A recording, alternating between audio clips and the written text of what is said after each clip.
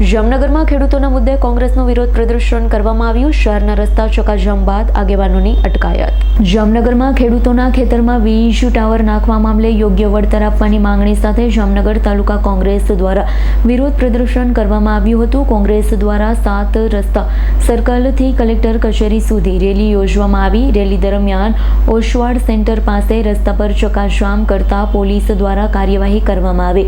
પોલીસે જામનગર જિલ્લા કોંગ્રેસ પ્રમુખ મનોજ કથિરિયા, તાલુકા કોંગ્રેસ પ્રમુખ ઇકબાલભાઈ સુમરા સહિત અંદાજે 15થી વધુ આગેવાન અને કાર્યકરોની અટકાયત કરી હતી। કોંગ્રેસ આગેવાનો દ્વારા માંગણી કરવામાં આવી હતી કે ખેડૂતોની જમીનમાં વીજ પોલ નાખવામાં આવે તો ખેડૂતોને સરકારના નિયમ મુજબ યોગ્ય વળતર આપવામાં આવે, ખેડૂતોના હિતમાં નિર્ણય લેવામાં આવે। હર્ષલ ખંડેરિયાનો રિપોર્ટ, S9 ન્યૂઝ, જામનગર। અમારી તમામ માહિતીથી અપડેટ રહેવા માટે જોડાયેલા રહો S9 ન્યૂઝ સાથે।